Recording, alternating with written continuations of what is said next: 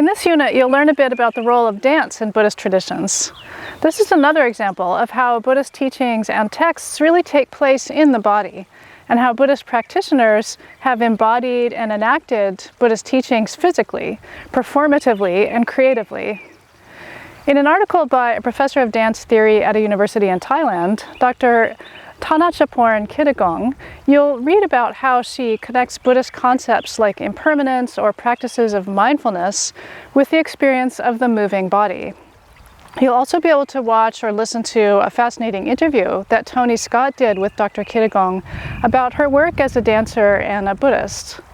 In her article, she explores different Buddhist concepts of the body as always changing or impermanent, as a shifting grouping of the natural elements of earth, water, fire, and wind.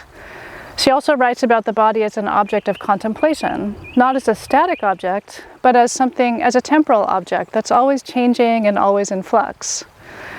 Contemplation of the moving body, she explains, involves taking careful note of the bodily senses. As the body moves, we can pay attention to the sense of proprioception, like balance, position, and muscular tension, or exteroception, like how the five senses orient to the external world, or interoception, like how we notice the sensations of our inner body. Contemplation of the moving body also involves noticing how the body moves through space and time. And of course then, there's also the subjective experience of being embodied, and how perception is related to consciousness. Dr. Kitagong's article gives some examples of contemporary Buddhist dancers or performers who use the body as a primary site of impermanence to creatively explore Buddhist concepts through dance or movement-based performance. Some of these performers also connect with the movements of nature, thinking about broadening the subjective experience of self to an ecological body. She also summarizes a dance practice that she developed called noting, that allows the performance to generate different perceptions of the body as a site of impermanence, as she puts it.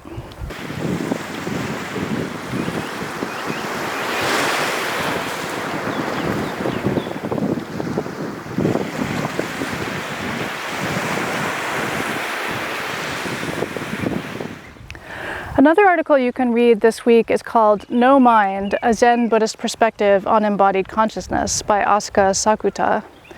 This work also helps us think about embodied consciousness as it can be experienced through movement.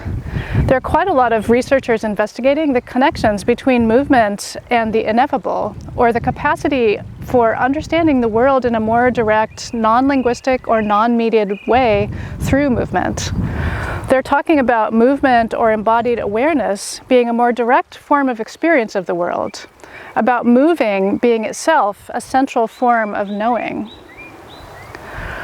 Asuka Sakuta's article connects these strains of philosophical thinking with aspects of Zen Buddhism, and she writes about several practices of Japanese traditional dance or martial arts, in which the dancer aims to physically manifest Buddhist concepts of no mind or no self or impermanence in this state, where the moving body is fully responsive to its environment, which is then a kind of experience of deeply embodied consciousness that's connected to the environment.